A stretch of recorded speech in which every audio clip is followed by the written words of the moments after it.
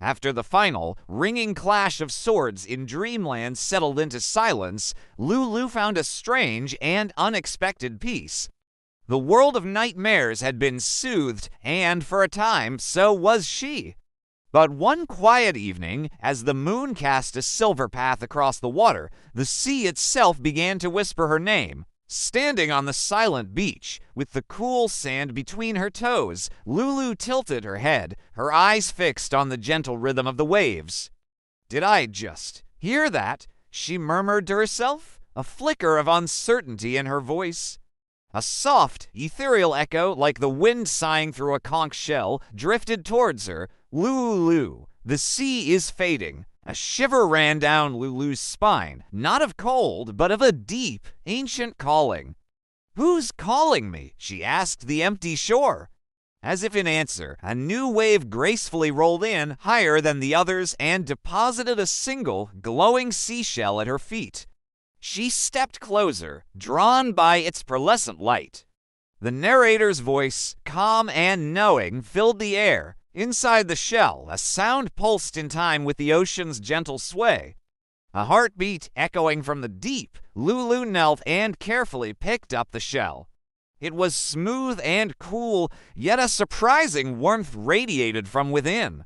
"It's warm," she whispered in wonder, "like it's alive." As she held it, a soft, sapphire blue light enveloped her, shimmering in the twilight. From the heart of the light, a voice, clearer than the first, spoke directly to her mind. "Lulu, come to the ocean of whispers."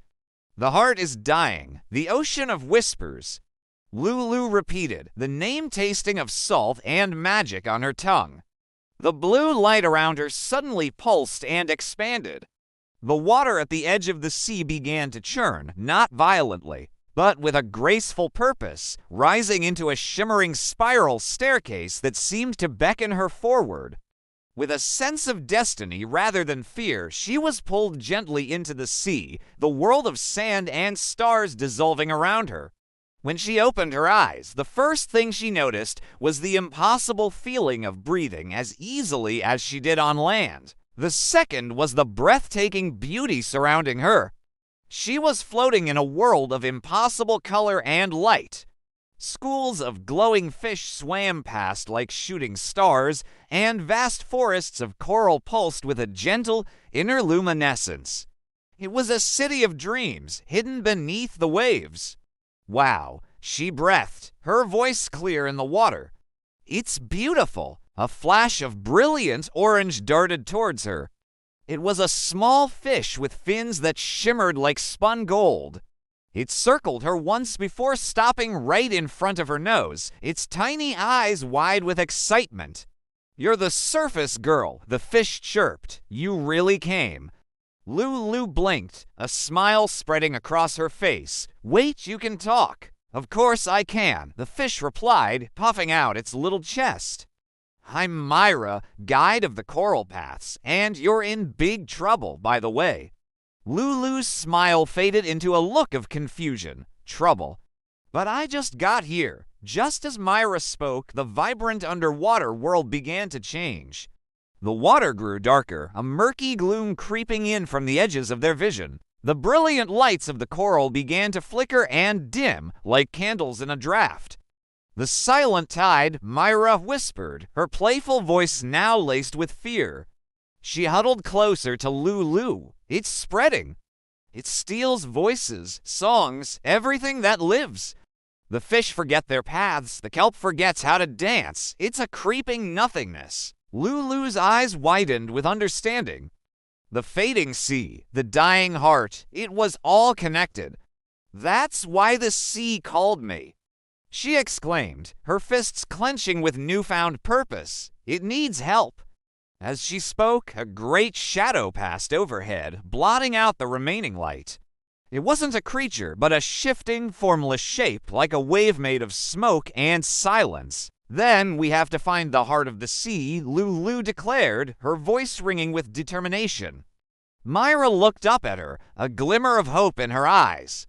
"The Coral Queen will know where it is, but she hasn't spoken in ages. The silence is growing stronger." It's already reached the palace. Following Myra through winding canyons of coral, they arrived at a structure that took Lulu's breath away. The coral palace wasn't built, but grown. Its towers and archways formed from living coral and studded with thousands of lustrous pearls. Luminous jellyfish floated around it like silent, graceful sentinels. It's like a dream. Lulu whispered, her voice barely disturbing the profound quiet of the place. As they entered the main chamber, a tall, elegant figure materialized from the soft glow. She was ethereal and regal, her form woven from light and sea water.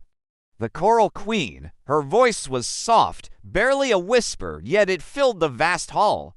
Dream Keeper. The ocean remembers you. Her gaze was ancient and sorrowful. But beware, the silent tide seeks the heart of whispers.